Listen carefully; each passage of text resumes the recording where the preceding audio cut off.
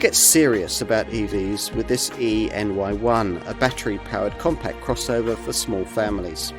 The unassuming looks and modest range and charging figures hide some tech cleverness here in the cabin and in potential options for charge management. Honda's still a company of innovation. Thank goodness.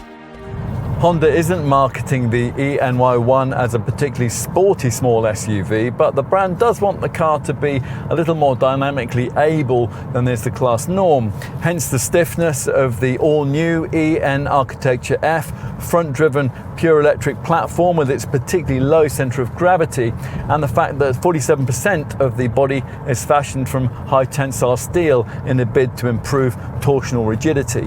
There's only one powertrain offering, a similar drive system to that of rivals, a front axle mounted 201 brake horsepower motor with 310 newton meters of torque and a modest sounding 256 miles driving range from a 68.8 kilowatt hour battery. All those figures significantly improve on those of the Honda E, particularly the range stat, which is almost double that of the little e. Don't expect frantic acceleration, but the Ny1 is rapid enough. It makes 62 from rest in around 8 seconds. This Ny1 can accept a maximum DC charging speed, which is limited to just 78 kilowatts. At a public rapid charger, that means it'll take this Honda 45 minutes to charge from 10 to 80% capacity. And the brand says that at such a charging station, you can add 62 miles of charge in 11 minutes. But of course, most of the time, this little Honda will be AC charging at home, where a 7.4 kilowatt wall box will re-energize it from empty to full in around 9 hours. AC charging from 10 to 80% will take about 6 hours. There's every chance you might mistake the Ny1 for its hybrid combustion-powered HRV stablemate rather than the completely new design it actually is. The looks, the dimensions and the token crossover vibe are all similar with both cars, and in the case of the Ny1, pretty conventional. In profile, the Ny1 looks particularly HRV-like, although its bespoke platform allows it to actually measure in 47 millimeters longer. There's a similar coupe-like roofline to that car. The doors are carried over too, and there are tightly defined belt and character creases and smooth surfaces. A flush front grille houses a centrally mounted charging point, and there's EV-specific badge treatment, which sees the brand logo finished in white. A fine horizontal LED strip beneath the bonnet line connects the slim LED headlights and creates a unique lighting signature when you're charging. At the back, the rear turn signal, braking and reverse lights are all integrated into a single combination tail lamp unit alongside a full-width light bar, which is supposed to accentuate the Ny1's wide track and give it a sure-footed appearance. Overall then, a conservative exterior look, but will that approach be carried through into the cabin? Well, to some extent, yes. At the wheel, it's not really much like any other Honda you'll have tried, mainly because instead of the usual rather basic-looking Honda central monitor, the brand has instead decided to fit a vastly larger, Tesla-like, portrait-orientated 15.1-inch touchscreen, somehow glued to the center of the low-set dash and segmented into 3 separated display sections. Add in the digitality of the separated 10.25-inch digital instrument panel, and there is a satisfyingly tech-heavy cockpit feel, although physical buttons and switchgear still feature.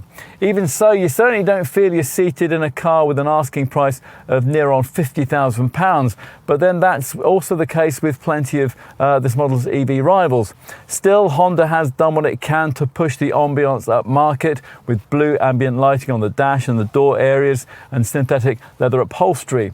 As usual with the brand, the cabin ergonomics are almost faultless. They're typified by this clean central console design and its simple layout of the drive, park and neutral gear selector buttons. What else? Well, you sit lower than you do in most rivals, which is less commanding, but it's a bit sportier. Maneuvering is straightforward, thanks to the good all-round cabin visibility. Build quality from the Chinese Wuhan factory, that seems fine, and there's a reasonable amount of space to store things too. Time to take a look in the back. And once inside, well, there's certainly more room than you get with something ID3 or Kona electric sized. The feeling of comfort's aided by a seat cushion design with increased padding and a reduced hip point positioning. There's actually 780 millimeters of legroom. That's about the same as you get in something much bigger, like an Audi Q8 e-tron, which is astonishing from a car with a wheelbase length of just 2,610 millimeters. We'll finish as always with a look at boot capacity. Now Honda talks about this e:NY1's clever design and packaging, but that doesn't extend to provision of the kind of useful front underbonnet space that you will get with some rivals. So anything you want to carry has to go at the back here. Now you get a hands-free powered tailgate on this top advanced spec model, and this rises to reveal 344 litres of space. Fold the rear backrest down and there's up to 801 litres of flat space to the window line, or up to 1,176 litres if you load up to the roof.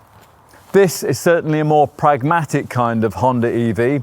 While a Honda E feels little more than a fashion bauble, the e:NY1 is the kind of electric Honda you could actually countenance owning.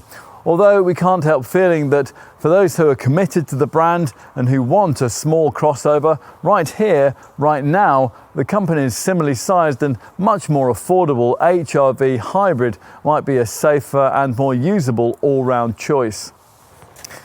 The industry, though, is out to convince you that owning an EV is where it's at, and if you've bought into that rhetoric, or you need to for tax or work reasons, then there are plenty of things that you might like about an e:NY1.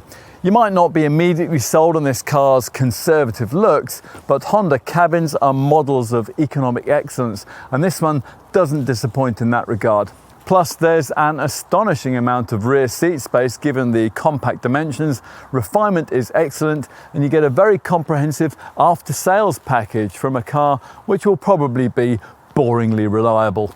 Overall, the e:NY1 has just enough of the brand's originality for us not to dismiss it out of hand, and you shouldn't either.